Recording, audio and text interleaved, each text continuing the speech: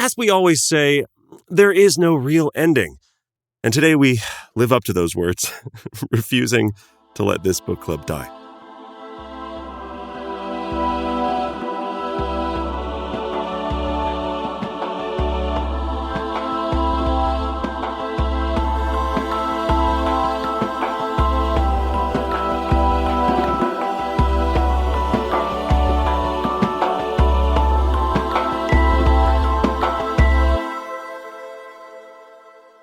Welcome to Gom Jabbar, your guide to the iconic world of Dune.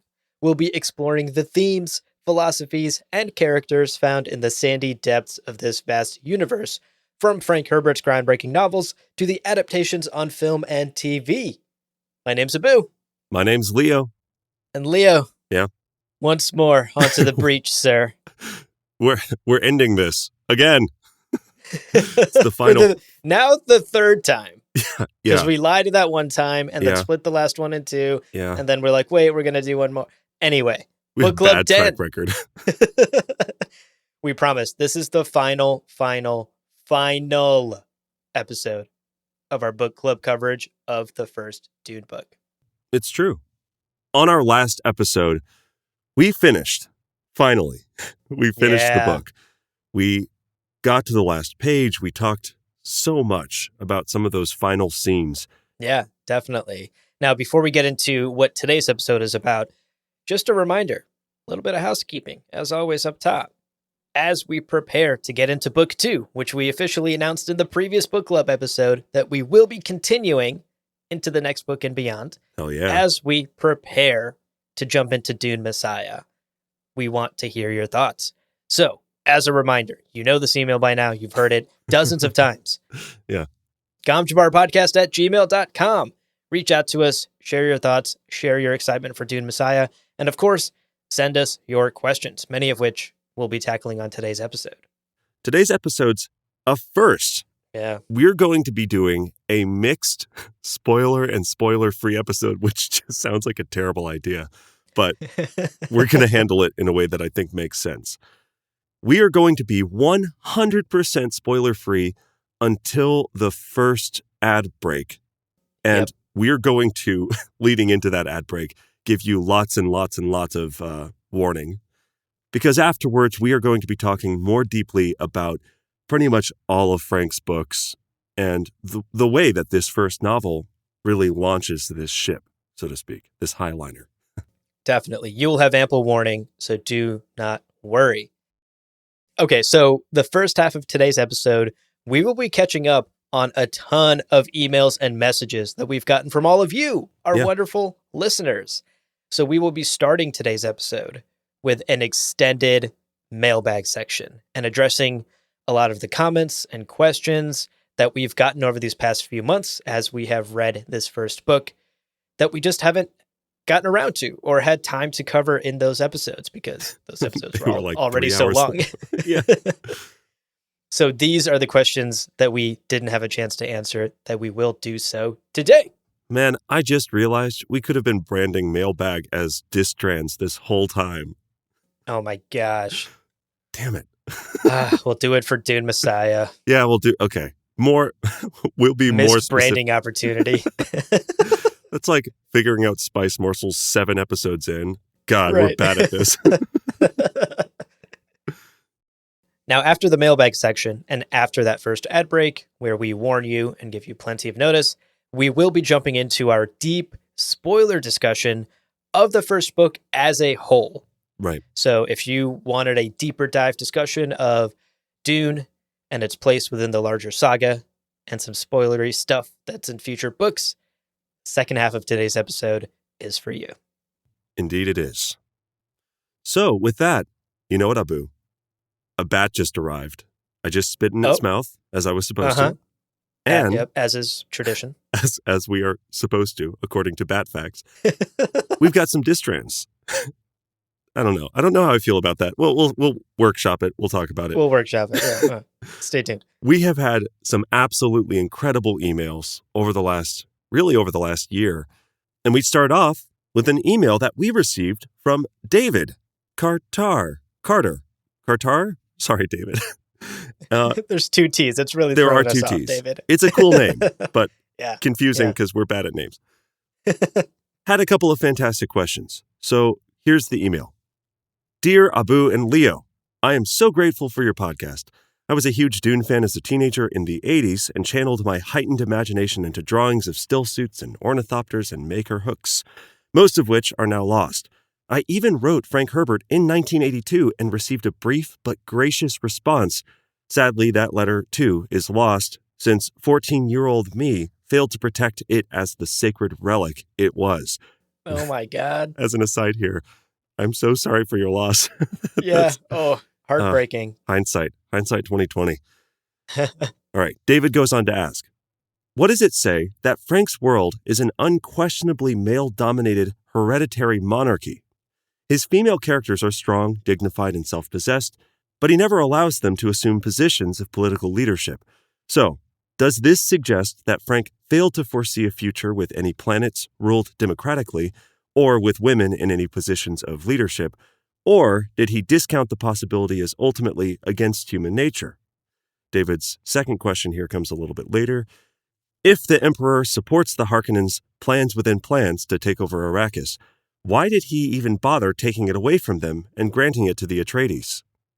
Wow. Two really great questions. Yeah, and they make perfect sense. You know, reading through the book, it definitely I've had those exact thoughts. Mm-hmm. So, to answer your first question regarding women in positions of power within Dune, we can't, kind of as we have in the past, speak to Frank's intentions as an author. Of course, we've lost the opportunity to ask him about what he intended, so we can't speak fully to his intentions as an artist, or even that his stories are representative of his personal beliefs. But as with our conversation regarding the kind of givers-takers speech from Paul, it is just possible that Frank had some old-fashioned notions about the world. That being said, I actually don't think that that's the case, and I actually kind of disagree that he specifically doesn't allow women to assume positions of political leadership in Dune. We actually get a direct explanation from Jessica to Thufir about why the Bene Gesserit don't simply, take over everything, right? Yeah. Quote, how easy for her to shape a human tool to thrust into an enemy's vitals. True, Thufir, even into your vitals. Yet, what would I accomplish? If enough of us Bene Gesserit did this, wouldn't it make all Bene Gesserit suspect? We don't want that, Thufir. We do not wish to destroy ourselves. She nodded. We truly exist only to serve. End quote. Wow. Yeah. Wow. I love that. Even yours. It's like, wow, okay. Right. Your vitals aren't safe, buddy. I tell my friends that all the time. So, in this explanation, she is claiming that the Bene Gesserit truly are servants, but we do know from a broader perspective of Dune that the Bene Gesserit serve humanity, so it really is, they are kind of an independent faction with their own goals, right? Yeah. He wrote a world that regressed to this sort of patriarchal feudalism, but it's also very clear, to me at least, that the men who are in power are only in power because the Bene Gesserit have put them there, basically, or have allowed them to be there. And that makes sense to me, considering if you look at who dies in the first book, good Lord, it's all the guys in power. Yeah. Yeah. The Bene Gesserit are behind the throne, wouldn't want to do that. Yeah. Wouldn't catch me on that chair. Are you kidding me? It's terrible. Right. They like their role as puppet masters, pulling the strings. Yeah, totally. They are ultimately more in control than pretty much anybody else in the grand scheme of things. Exactly. And, all of that isn't to discount what David wrote. Right. It is true that this is a very patriarchal system. 100%. The people in power are men. The Emperor is a man. The dukes are powerful. Jessica isn't even a duchess. Right. She is one of the main female characters in the first Dune book that we meet, and she is still an unmarried concubine to the Duke Leto Atreides. So she doesn't even get that title. So yeah, we aren't discounting the idea that Frank built an empire and a universe and a story in which characters live in a very patriarchal society that is still male dominated. That is 100% true. It's just important to also take the larger context of the story, and particularly the Bene Gesserit's role in the story, and realize that they are actually quite powerful and choose themselves to stay in the shadows and work from the shadows. Right. They don't want to be emperors. Right. It's true. Now, to your second question, sort of why the juggling of planets if the Emperor is just going to help House Harkonnen reclaim Arrakis, we have to kind of revisit Piter's master plan and the kind of broader conspiracy that launches this whole book. The Emperor wants Duke Leto out of the running for the throne because Duke Leto is just getting more and more popular, and the Emperor does not want any kind of threat or any perceived threat to his claim on the throne, right, on the Golden Lion throne. Leto's enemies, House Harkonnen, bring him a plan. They're like, yo, pretend to give him Arrakis, right? Pretend to give Arrakis to House Atreides, lure them there, and then before they can kind of get a good foothold, we'll borrow some of your super elite, SEAL Team 6 soldiers, and we'll go fuck them up and destroy this political rival that you have, which then to the Emperor sounds great. What a great plan. Exactly. And, in addition to just getting rid of Duke Leto because of his rising star on the political stage, right? Like, beyond Duke Leto just being a political threat, we learn later in the book that House Atreides, because of Duncan Idaho and Thufir Hawat and Gurney Halleck, have been able to train soldiers that rival Sardaukar in battle. Yeah. So in addition to being a political threat, Duke Leto and House Atreides are also a military threat to the Emperor and his entire rule. That's a huge threat, and the Emperor's got to squash it somehow, some way. Right. Yeah. I would also add, the timing of they have to have moved, but they still haven't fortified their control of the area is crucial, Yeah, that's so true. Imagine taking Usain Bolt off of the racetrack and telling him to climb a mountain. He's see going to how be fast out of you his... are now. Go up.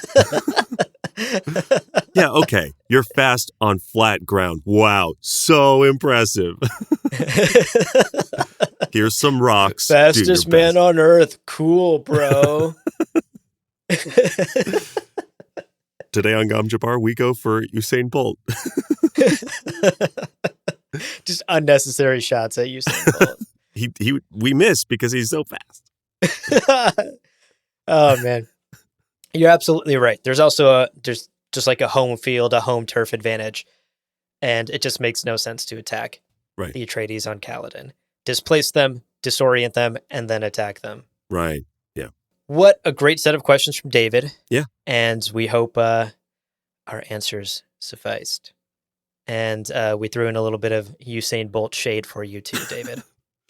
Yeah, we did. If his people email us and they're like, why the fuck are you attacking Usain Bolt? We're going to blame you, David. Just so you know. You now have a new enemy in the world. And he's the fastest man alive. Fastest man. You fucked up, David.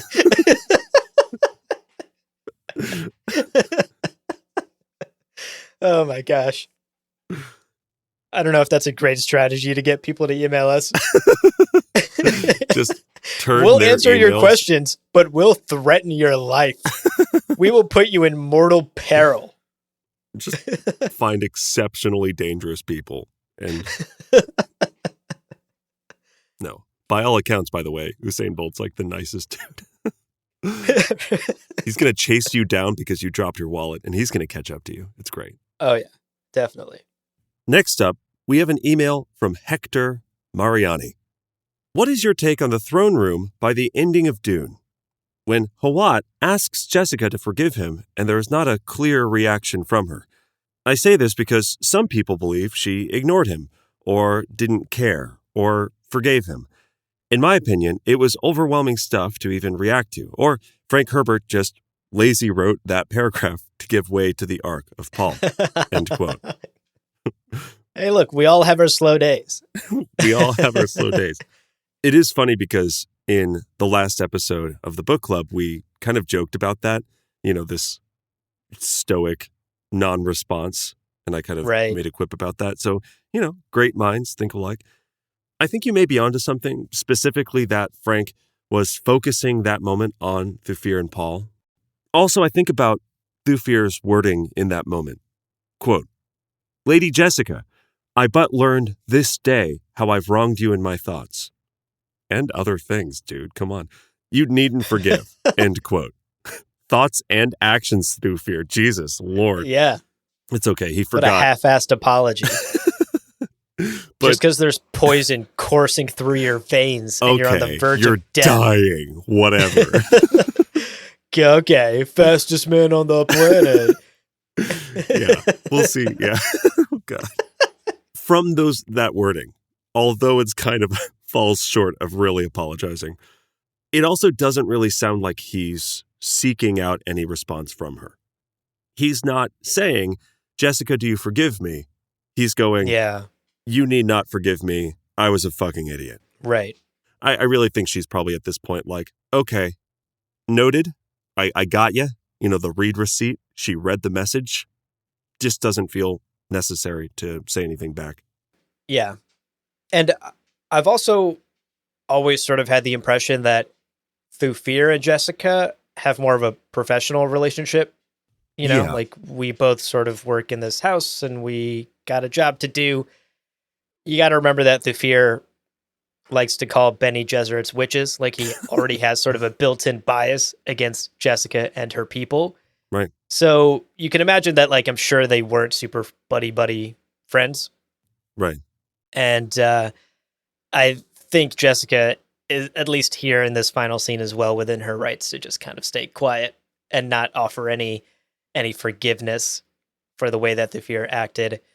And I think the reaction to Gurney was different because her friendship with Gurney was much more intimate and much more personal. That's true. Again, she talked about how, hey, you used to play the balisette for me and it was lovely. Can you please do that again? Clearly, their friendship was much deeper than Jessica and Thufir. So the different response there makes sense, at least to me, in my headcanon. Yeah, and to be clear, I'm not necessarily saying that she and Thufir were friends, but yeah, that idea of like a colleague or a professional colleague, I think that's a perfect way of putting it. They're coworkers, and they don't particularly like each other. So, he sent her a kind of not great email, and she's just not going to respond to it. And that's fine. And it's cool. Again, I agree. I would not have faulted her for some fucking, "I told you, bitch." Yeah. Right. Fuck you. Wouldn't have held that against her. I think it would be totally deserved. But that being said, bygones are bygones, and that's the scene. Yeah. Okay, next up, an email from Ori Kagan. This one's pretty quick, but amid some very, very sweet words, thank you, Ori, for all the compliments. Ori asks, "Where is the miniseries love?" And we did respond to Ori via email, but we figured many of our other listeners might be wondering the same thing. Yeah. Because we have almost never talked about the miniseries on this podcast yet. It's true. And that doesn't mean we haven't seen it or know of its existence. We just haven't talked about it yet. We just haven't talked about it. Yeah. So for those of you who don't know, there was a sci-fi miniseries adaptation that originally aired in the year 2000. It can be a little bit tricky to track down. You might have to rent it or buy it somewhere, have it mailed to you. But it is so much fun. It's like, I love it so much. And we will talk about it one day. I'm a huge fan of it, as you can probably tell. And there is a lot to say, so much to gush and just fawn over, because it really is a very faithful adaptation. And there are times that it's like not great, but I love it. I personally love it so much. So thank you again, Ori, for the email. I mean, honestly, it was just incredibly nice. And it really does mean the world to hear that people enjoy what we make. It's almost makes up for losing all of our friends and family, because all we talk about is Dune. Right. Again, our listeners are all we have left. Moving on. Next email is from Craig Fisher about the Chinese trailer for the upcoming movie. Yeah. Craig writes, guys, did you see that Chinese trailer? Guys, did you see that? What a great email. Short, to the point. And Craig is not wrong to be excited. That Chinese trailer slaps. Yeah. It is so much better than the US trailer that I'm kind of offended. We see so much more in the Chinese trailer. I mean, we get the shot of the worm rider. Yeah. We get thumpers dropping that fat beat. True. That we all love so much. Thump, thump, thump. We also get a much better look at the spice harvester scene, which you, I believe, have actually already seen in the IMAX preview, at least part of. Yeah, and I never stop bragging about it. Yeah, tells everyone he knows, folks. Now, that scene looks glorious, and personally, it's one part of the book that I am so excited to see on the big screen. So it was, once again, cool to see more of the spice harvester scene and that worm that quickly approaches and consumes it. So cool. Now, in the Chinese trailer, something new that we got was a very quick glimpse of the Hunter Seeker in the Hunter Seeker scene early in the book. And I love the design. It looks very insect-like, which is very close to how it's described in the book. Right. And it looks pretty size accurate as well. It's very small. So I love that they took the book description quite literally with its design here. Especially, I mean, the size. Because I remember reading it and going, oh, it's this sliver of metal. Like it's this very small. And then the Dune Encyclopedia says that hunter seekers are like millimeters long. Like they're very small. Tiny. And then you look at the 1984 David Lynch movie and it's like a remote control for a TV. It's like so big. It's like, how could you miss that? And cool, but also, you know, not quite accurate to the book's description. Yeah, it looks good. And it, once again, we talked about this in our trailer breakdown episode a while back, but just the attention to detail from this team, from this creative team, inspires confidence in us. These folks know what they're doing. The fact that the Hunter Seeker looks so accurate to the way it's described in the book, the Worm Rider, the Thumper, like everything is just so accurate, or at least interpreted in a way that makes sense and updates it in a way that makes sense. It's incredible. It inspires confidence, and my hype for the movie is astronomical right now. I can't even put it in words. I am just on the edge of my seat waiting to go finally freaking see it. Soon, man. Soon. The final email that we're going to share today is another quick one from Craig Jorgensen.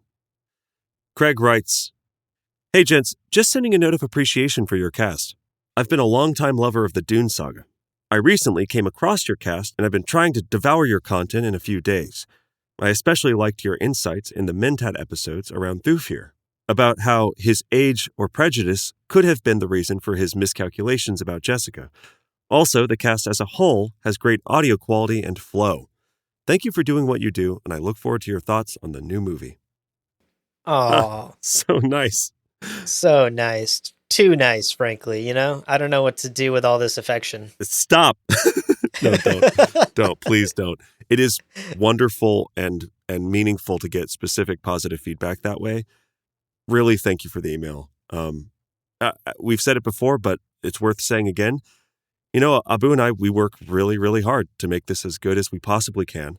Right. And even when a single episode can take upwards of 30-ish hours of work, it is a joy, and it is a journey that I think I can speak for both of us in saying that we are glad to be on, but even gladder when we hear that other people like it too. And it's not just us and our microphones and our dark little booths. Yeah.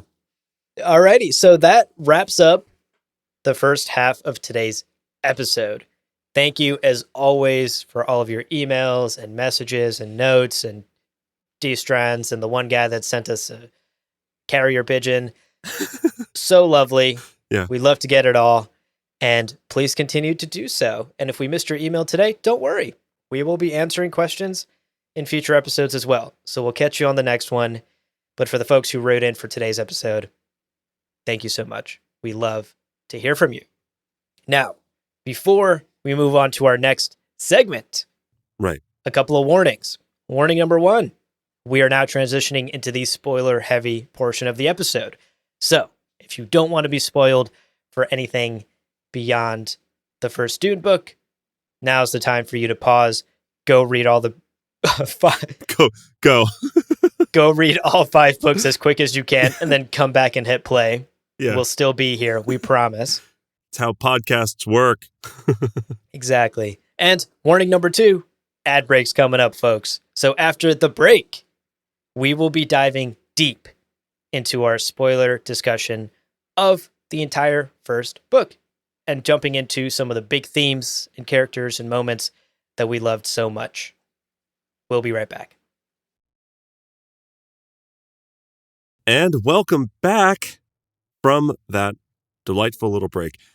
Now, we've each selected 2 of our favorite kind of themes or ideas or quotes or kind of through lines that start in Dune and go throughout Frank's books. Yes. Now, before we jump into our picks, Yes. one final warning to be extra, extra sure. Yes. This is about to be crazy spoilery. We are going to take into account the entire Dune saga, and that means all 6 books written by Frank, the larger Dune canon explored in the Dune Encyclopedia, and maybe even some of Brian's work. So, if you are not ready for spoilers into any or all of that, now's the time to pause, go read and consume all the Dune content out there in the world, and then come back and hit play.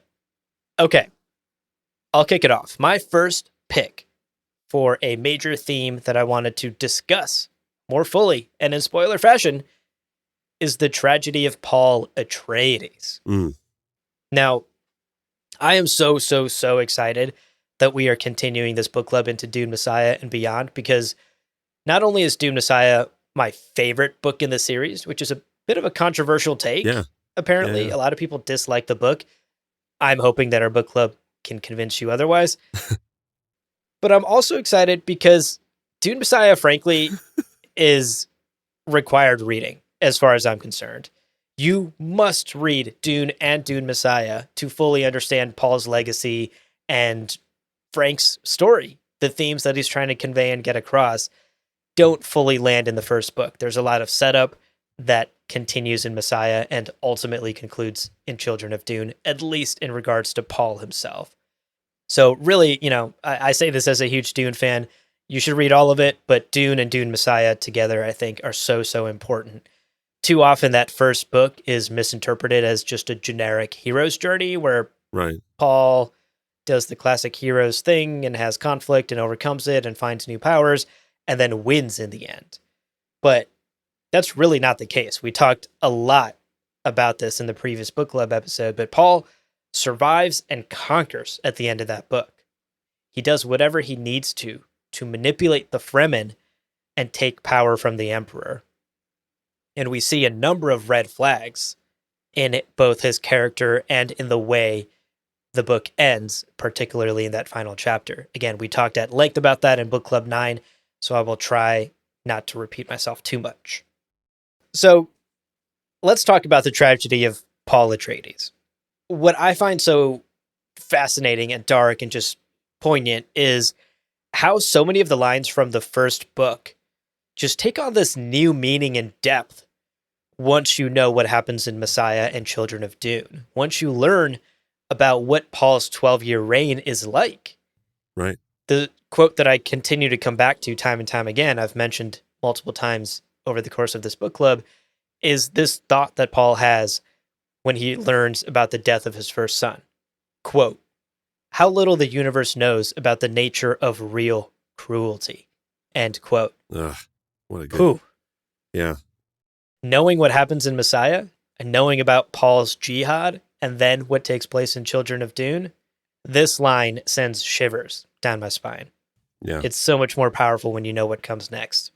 Particularly once we learn more about Paul's jihad in Dune Messiah. In Messiah, Paul compares his body count with... which, to be clear for you, Generation yeah, Z. not that not body the number count. of people Not he's that slept body with. count, right. I think that's 2, 1? Johnny? Johnny, Yeah.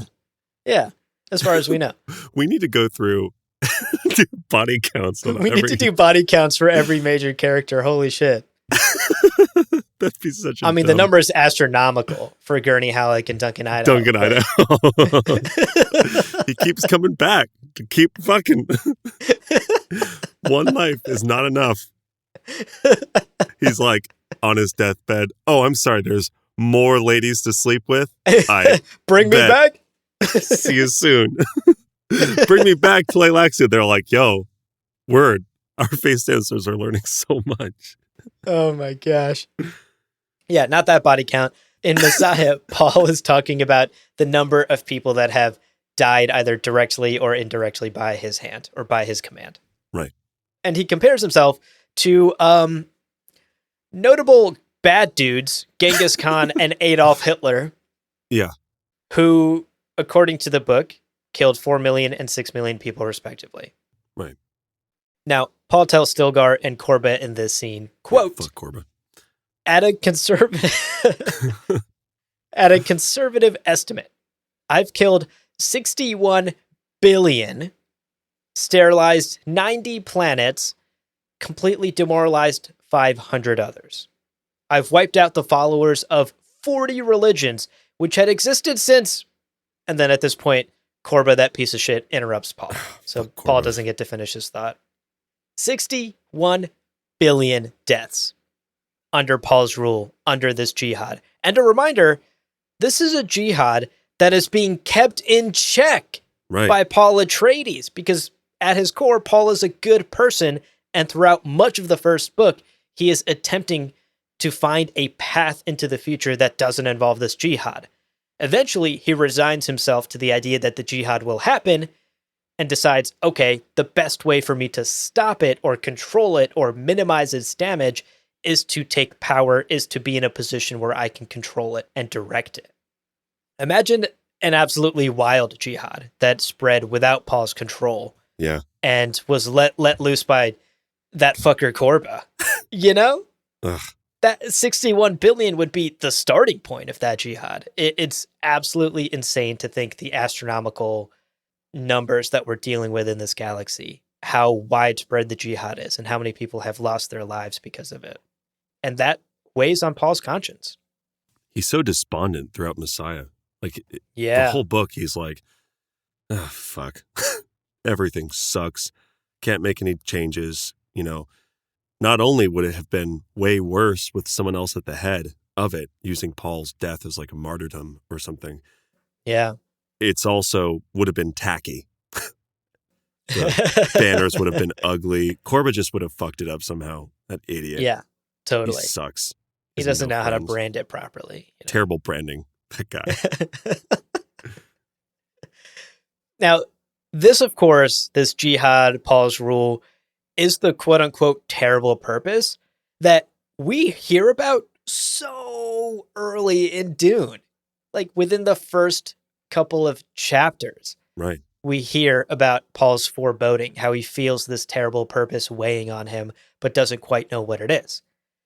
And, of course, by the time we get to Messiah, by the time we get through Children of Dune, we know that this terrible purpose that Paul felt so many years ago, way back in Caladan, when he first met Mohaim and underwent the Gom Jabbar test, is not only this jihad that will be unleashed on the galaxy in his name, but also the burden of his role in guiding it, the blood on his hands of all the people that were killed by it, and of course, the lives of all those people weighing on his conscience.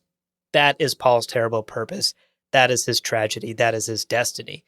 And frankly, a thing that he is unable to stop in his lifetime. Right. It's really, really sad when you consider the events of the first book through that lens. And it's important to point out that so many of Paul's decisions in that first book are almost a direct response to this jihad that he continues to glimpse over and over again. As he sits in Arrakeen Palace after his great victory over the Emperor, we get this quote. Muad'Dib, from who all blessings flow, he thought, and it was the bitterest thought of his life. Ugh. They sense that I must take the throne, he thought, but they cannot know I do it to prevent the jihad. End quote. There it is in plain text. Yeah. The jihad is the reason he took power in an attempt to stop it or minimize it. Fortunately, as we learn in Messiah 12 years later, there's only so much damage control he could do. Right. So, to wrap up my first point here, in short, Paul is a tragic figure. He is still our hero, but that does not mean he went on a hero's journey and that it ended well. And I think by the time you get to Children of Dune and that just gut-wrenching pivotal scene where Paul as the preacher talks to his son Leto II, who has begun by that time his transformation into what will ultimately become the worm god. Right. There are some heart-wrenching passages back and forth. Right. There's a quote. "If I'd only died," Paul whispered. "I truly wanted to die when I went into the desert that night, but I knew I could not leave this world." End quote. And of course, he's talking about the end of Dune Messiah, where he walks off into the desert. Tragic stuff. The weight of everything, his powers, his rule, his responsibilities, the blood on his hands, all of that has just weighed Paul down his entire life. That confrontation with his son, actually, in the desert, he is begging Leto not to go through with his plan to become the God Emperor, to become part worm, to follow this golden path, glimpses of which Paul himself has seen. And Leto responds with something that is just heartbreaking, and I can't wait to get to that in our book club series. Quote, "You didn't take your vision far enough, Father. Your hands did good things and evil." End quote.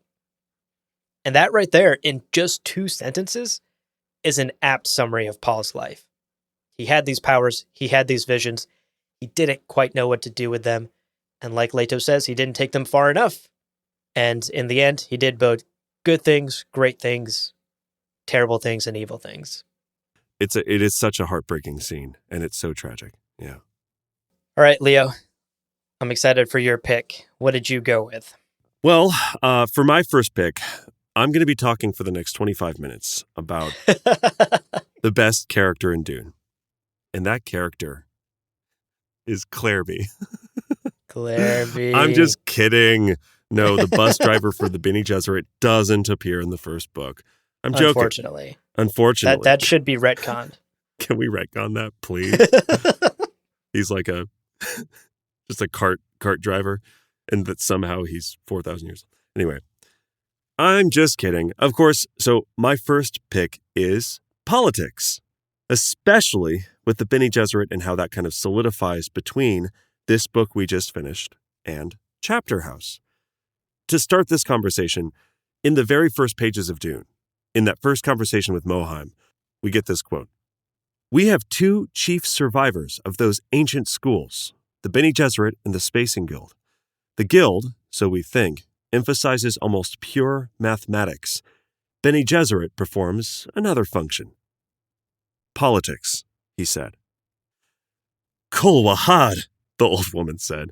She sent a hard glance at Jessica. "I've not told him, Your Reverence," Jessica said. "I don't think it wasn't me." It wasn't me. The Reverend Mother returned her attention to Paul. "You did that on remarkably few clues," she said. "Politics, indeed.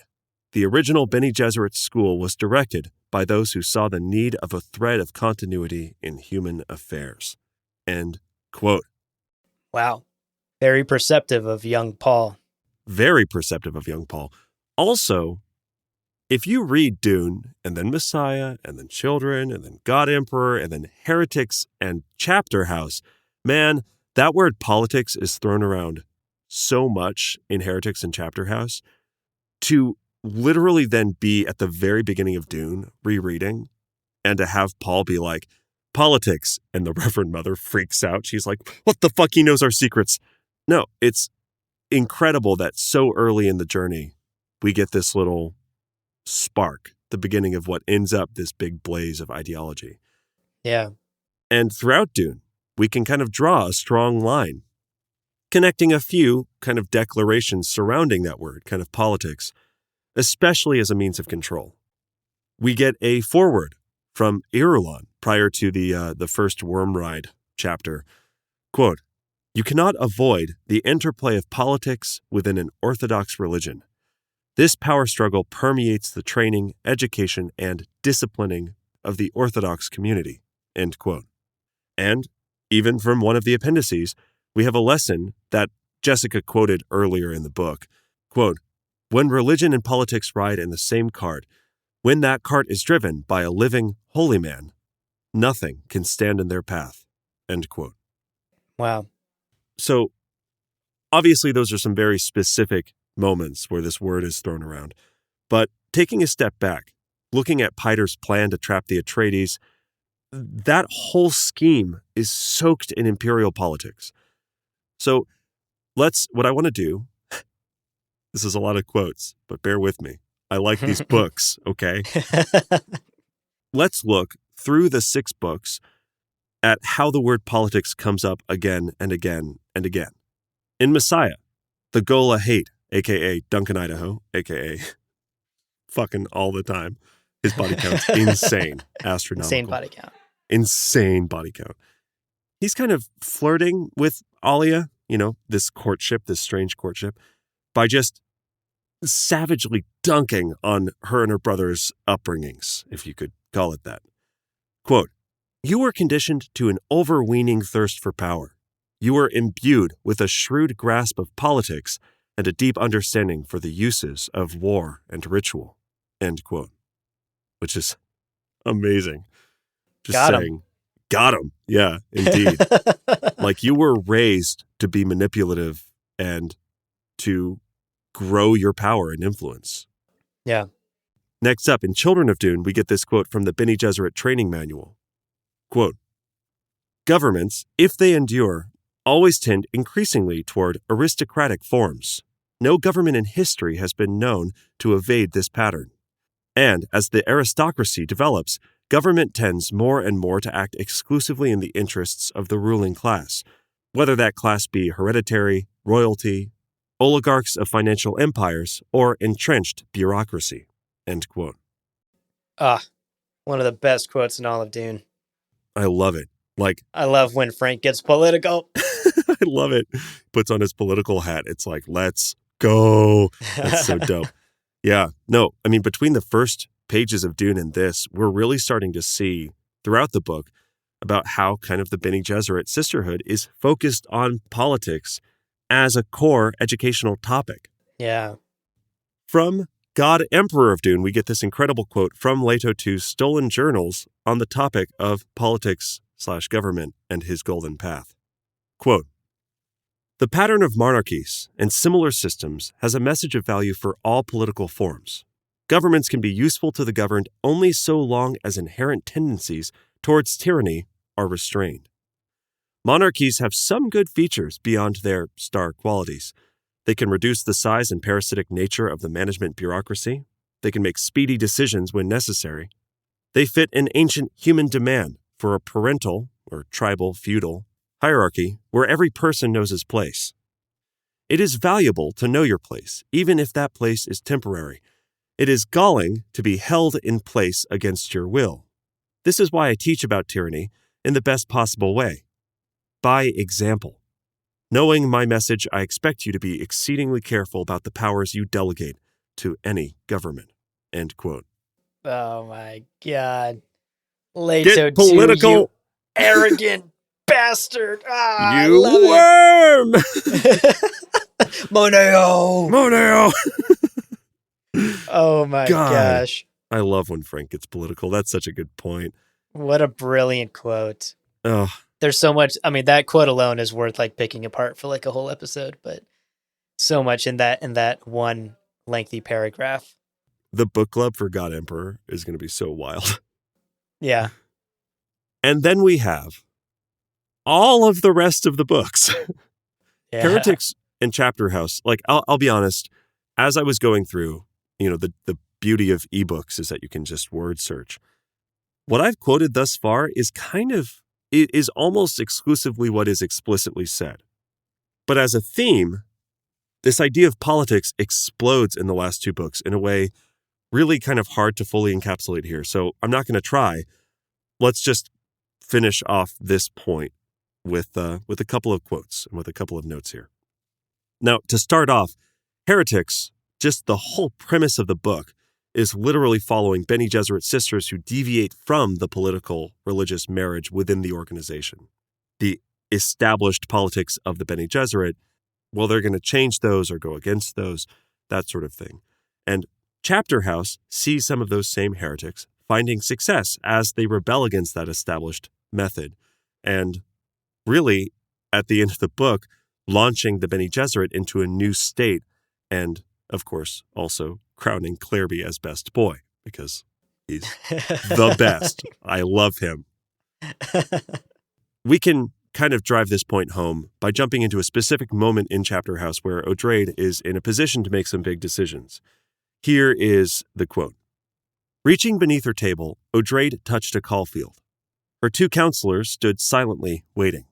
They knew she was about to say something important. Politics, Odrade said.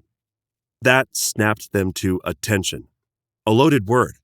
When you entered Bene Gesserit politics, marshaling your powers for the rise to eminence, you became a prisoner of responsibility. You saddled yourself with duties and decisions that bound you to the lives of those who depended on you. This is what really tied the sisterhood to their mother superior. That one word told counselors and the watchdogs the first among equals had reached a decision. End quote. There it is. Politics. One word. She's going to say something super important. What's she going to say? Politics. You don't need to say any more. We get it. It's wild. Like, that's a whole idea encapsulated in one word. Dune is just an absolute blast for the subtle snark, the literal knife fights, the technology, the glow globes, the laser guns, Gamont, best planet, Gamont. Mm-hmm. The poisons, the not so subtle dunks on Irulan, and we're here for you, Irulan. It's fine. But it is really a masterpiece in the way that it handles themes like politics, introduced in the very first book, and then explored thoroughly through those last few installments. Yeah, truly. Politics, again, if there were pillars that held up the Dune saga, one would be religion, another would be politics. Yeah. It's so core to everything in these stories. And half the characters go, you said two pillars? I only see one pillar. Sorry, politics and religion are different? I don't know. I see them as the same. I think they should probably be the same. Right. Separation of church and state? What? Get the fuck out of my office. Get the fuck out of here, Thufir. Yeah. Indeed. So, Abu, that's my first pick. What's your second pick? Well, the second idea that I wanted to explore and talk about today is a bit smaller than the first one. I wanted to just touch on some of the Leto 2 foreshadowing that happens in the first and second book before we even get to God Emperor, before we even get to Children of Dune, where Leto 2 plays a more central role. There's quite a bit of foreshadowing to later events. And it's fun to sort of go back and point these things out once you sort of know about the wormy future that is inevitable for humanity in this galaxy. Yeah. So in the first book, at the very end, in the final chapter, Paul tells a distraught Chani, who is still mourning the loss of her firstborn, quote, he cannot be replaced, but there will be other sons. It is Usul who promises this, end quote. Now, obviously, some of our more astute listeners and readers of the book might note that he uses the plural sons here. But as we know in future books, Leto 2 is the only son that he has. Ganima is the other child that he has, and that's his daughter. I imagine that this quote in particular, he cannot be replaced, we'll have other sons, I promise this. I imagine this is Paul sort of bullshitting, and it's a bit of a white lie just to comfort her in this moment. Obviously, losing her firstborn is devastating for Chani and for Paul as well. Right. And he's just sort of telling her the most comforting thing at this moment, the thing that will help her the most to hear. But again, Paul, Kwisatz Haderach, prescient abilities, I'm sure that he has actually seen many different futures with many different possible children. Could be 1, could be 2, could be 7. He could be on that TV show with 8 children. It could be an infinite number of possibilities. Our Octo Life or whatever. What's Right. that show? The Octo Kwisatz or something. I don't know what that show is. Oh my God. The Bene Gesserit hate to see it. They're like, oh, fuck, he had how many kids? That is 8 times the work in our breeding program. God damn it. Now, the more interesting foreshadowing that we get for Leto 2 is in Dune Messiah, in the second book, when Paul is talking to Chani and he says, quote, I promise you a thing, beloved. A child of ours will rule such an empire that mine will fade in comparison. End quote. Wow. Yeah. That is shocking stuff to hear, considering Paul is literally the ruler of the known galaxy, the head of a jihad that killed 61 billion people, and is effectively a god to billions of people across the galaxy. Pilgrims make the trek to Arrakis just to hear him speak. Right. And half the time it's Korba. And right, half the time it's Korba in like a shawl and a hood and hiding his face. From a distance. Is that kind of, yeah, it's him. I mean, I thought he'd be taller. He has his arms out though. Like that's what he does. That's his thing. So, and like not it, like you try it. Yeah. So you can't do the arm thing the way he's doing it. Right. It must be. It's got to be. It's got to be Muad'Dib. It's got. Anyway, did you bring your Sharpie? Because I fucking forgot mine. I hope he signs my breasts. Oh my gosh, he's still doing that like years later. So tired of it. His body count might be small, but his breast count off the charts. I love this quote so much from Messiah. Our child will rule an empire greater than mine. Especially, once again, knowing when it comes in later books, knowing that compared to Paul's 12-year rule, Leto, his son, Leto 2, will have a 3,500-year rule. Yeah. As a literal god, as a huge worm god man who is so prescient and so powerful that he brings the galaxy and some of the most powerful political players to their knees. Yeah. So he's not wrong here. He is glimpsing some of that future empire that Leto 2 will rule as God Emperor. He's seeing what may come to pass for his children. It's wild stuff and some really incredible foreshadowing for God Emperor of Dune. Okay, Leo, let's wrap up this spoiler deep dive discussion. You have one more idea that you wanted to dive into. I do. Stagnation as the ultimate threat. So if you've found yourself scratching your head at the impossibly dense idea of the golden path from, Children of Dune and God Emperor of Dune, the word stagnation probably haunts your nightmares as much as it does mine. Yeah, all the time. Every night, someone's like, ooh, stagnation. And I'm like, no, wake up sweating. The word comes up casually throughout Frank's books, but whether it's kind of in that nuanced interplay of Amtal and Amtal role, that idea of challenging oneself to discover your true nature, and safety in an individual's life, or even the broader kind of threat to all of humanity, this dark end of civilization. The idea of stagnation is fascinating, and especially in the kind of final chapters of Dune. To be clear, in those final chapters, Paul could have let Gurney kill Fade. Paul could have used the Bene Gesserit safe word, pineapple, to kill Fade, basically, to earn a moment of guaranteed victory during that life and death battle. And finally, he gifts Shaddam with the worst punishment he can conceive of, the removal of hindrance. Go to that planet, we're going to make it a paradise. The removal of Amtal and the declawing of the Sardaukar. In all of these examples, Paul is making the decision to test himself and the people around him in order to determine the true nature of things and to move forward into a future that's worth being in. Like, that whole scene is a decision nexus. He's not sure that he's going to survive. He's seen many, many, many versions of that play out where he dies. But he knows that safety and knowing that he would survive and guaranteeing that would breed stagnation, which is worse than death. in many ways. Right. So, looking for the word stagnation in Dune, I am, as always, shocked at how early it comes up. Really, really early on, we get an exchange between Jessica and Moheim. Quote, I ask only what you see in the future with your superior abilities. I see in the future what I've seen in the past. You well know the pattern of our affairs, Jessica. The race knows its own mortality and fears stagnation of its heredity. End quote. Now, not only is this one of the first hints of Moheim's literal prescient abilities, so, see our Moheim episode for more on that topic. Right.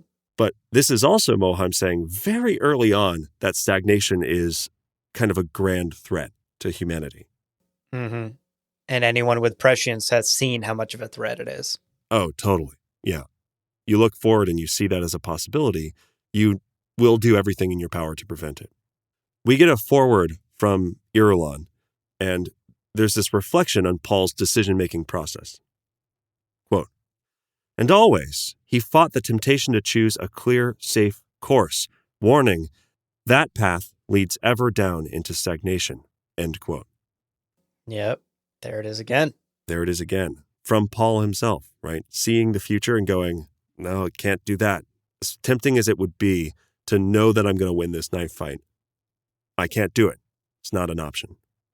We learn in Children of Dune that Paul was seeing the golden path, but he couldn't bring himself to choose it.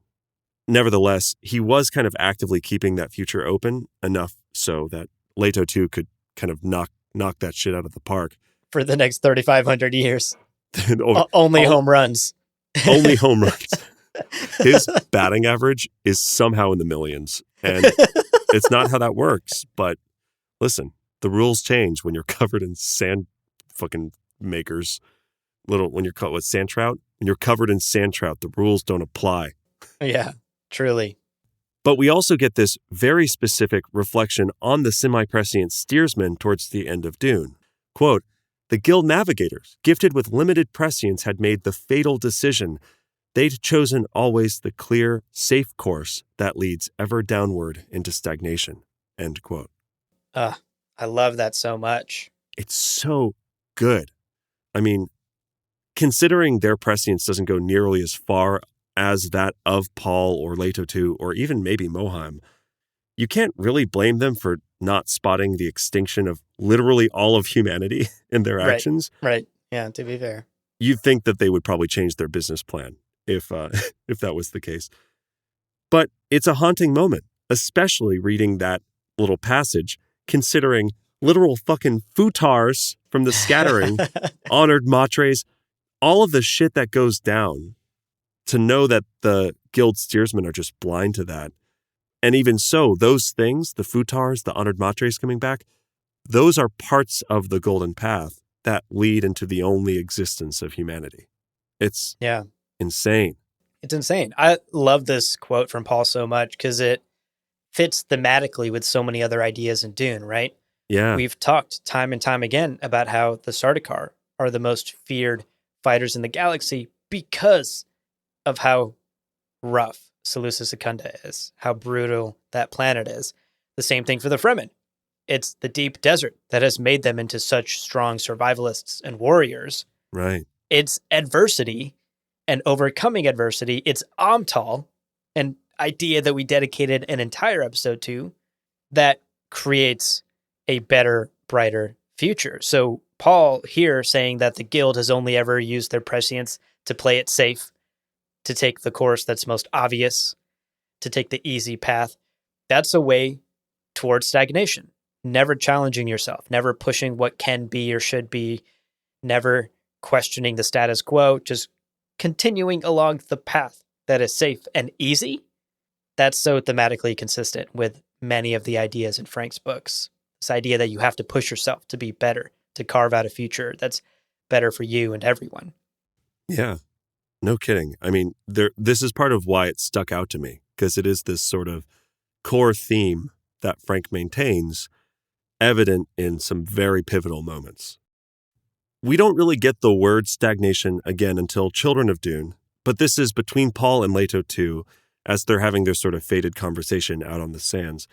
And Abu, I'm going to have tag you in for this. Oh, love it. Because this is a very back and forth quote. Gotcha. Put me in. I'll be Leto too, because I'm a letter off. And you'll be Paul. And you are 2 letters off. But that's not good casting methodology. Doesn't matter. Okay. Thousands of peaceful years. That's what I'll give them. Dormancy. Stagnation. Of course. And those forms of violence which I permit, it'll be a lesson which humankind will never forget. I spit on your lesson. You think I've not seen a thing similar to what you choose? You saw it. Is your vision any better than mine? Not one whit better. Worse, perhaps. Then what can I do but resist you? Kill me, perhaps? I'm not that innocent. I know what you've set in motion. So oh my good. God. Fuck me. It's so good. There's also a little section there where Leto kind of says, you could fall on your knife if you don't want to see how things are going to play out. And Paul's like, no, I know how you would use my body to like make this happen even faster. Right. Leto's like, yup. Yeah, I've seen that path too, you little twerp. All right, Dad, you caught me. I was going to use your corpse. What a conversation. I mean, it's an incredible moment. And we really do get a full sense of the vision that Paul had, but couldn't commit to. We also get confirmation of Leto 2's acknowledgement that a controlled stagnation would be exactly the catalyst necessary to save humanity from any number of threats, right? Yeah. The idea of building up that tension on a galactic scale, make people feel that stagnation in their bones over thousands of years so that they never once stay still again. Insane. So cool. Yeah. You gotta boil the water to make mac and cheese. You gotta subjugate humanity to make the brighter future. The analogy sort of falls apart, but you get what I'm saying. Velveeta is the sponsor of today's Golden Path. Just like their golden cheese, you too can take a bite out of the golden path. It's so yummy. I literally thought that's the direction you were going. Like, oh yeah, because mac and cheese is golden and maybe I'm a little bit hungry. Maybe that's what's happening. I'm starving, yeah. Well, it really strikes me how much this theme, which ends up being central to the next 20 years of Frank's writings, is talked about literally on, I don't know, the 40th page, 50th page, like real early on. Yeah. Long story short, I'm starting to think that Frank Herbert guy can write a good book. I think he's pretty good.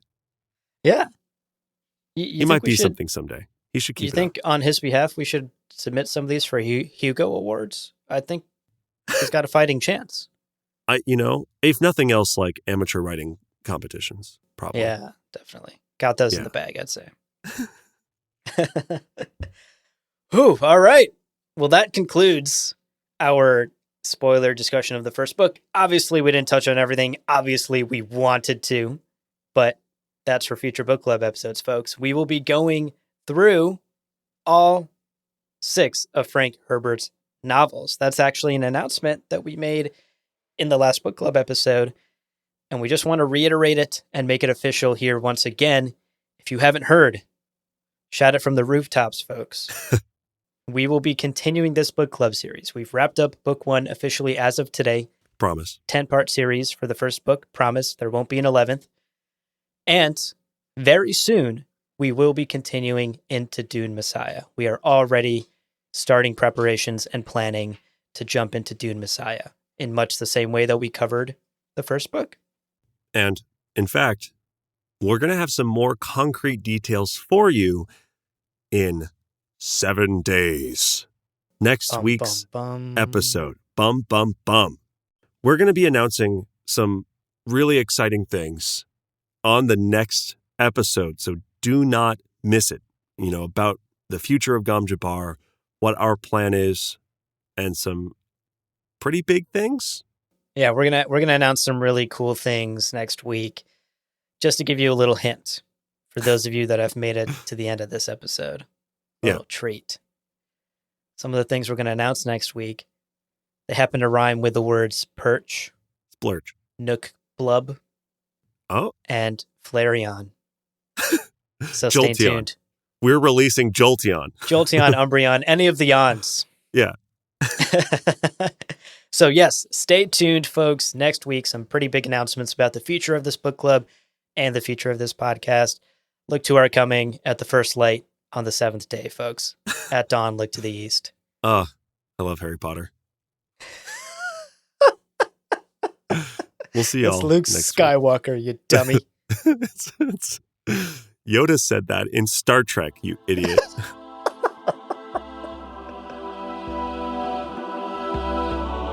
Well, friends, there is no real ending. It's just the place where you stop the recording. But this podcast is always one step beyond logic. So help spread the word of Muad'Dib and leave us a review on Apple Podcasts. And be sure to check out the other shows on the Lore Party Podcast Network on loreparty.com. You can also follow us on Twitter and Instagram at lore_party. Thank you so much for listening. And remember, he who controls the podcast controls the universe. We'll see you in the Golden Path. Welcome to Gamja. I literally clapped as I said those words, like a moron who doesn't know anything about audio. Podcasting! Is this a usable take? Just to move in my... I'm going to open and close my door throughout this. Yo, you don't mind if I wear my chains, right? Right. I got some really comfortable Velcro shoes. Can I play some Gambino while we're recording? It'll help me relax. It's a bonfire. For Turn YouTube. The lights out. Yeah. Uh-huh. It's going to be great for those clips. Get demonetized. Oh, man. Okay.